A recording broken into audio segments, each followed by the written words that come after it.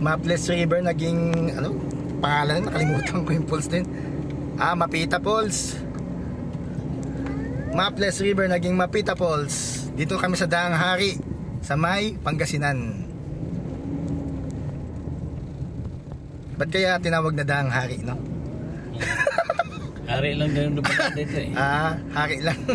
Kaya pala konti lang nakikita kong mga hari. Sana tayo sa mga hari. Isa tayo sa mga haring dumaan kasi Daang Hari eh.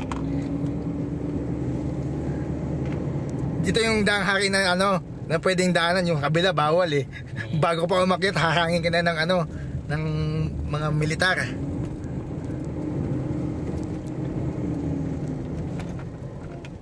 Dito magandang daanan dito, walang solo mo lang oh.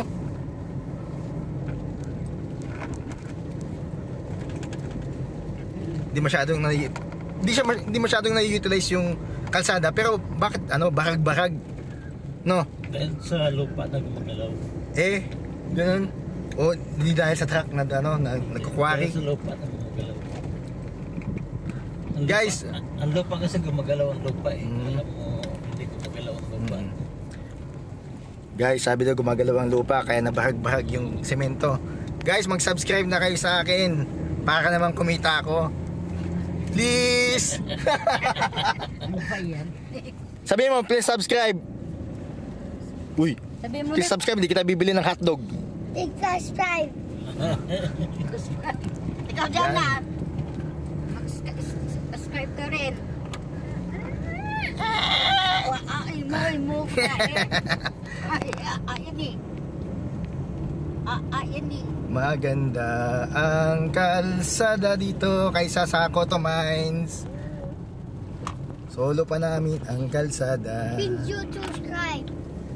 Please subscribe. Watch our YouTube channel, Junior UTV. Sabi mo Junior UTV. Hindi. Junior UTV CCTV. CCTV. Ayos, CCTV.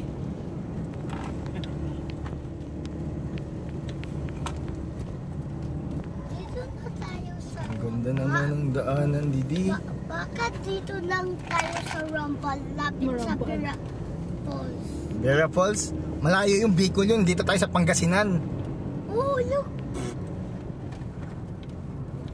Dito Iniisip niya kasi pare-parehos ang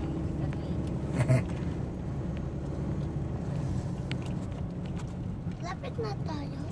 Oo, lapit na. 3 kilometers na lang. Maya 1 kalamos. Tapos, Uy, ang ganda naman oh. Ang taas ng lugar na to Ito kami sa Daang Hari View Deck.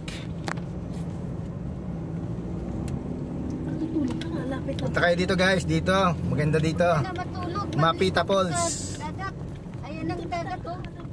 Malapit na tayo guys. Ayan oh. Kunting tiis na lang. Ganda ng bundok oh. Ganun lang, ang ganda.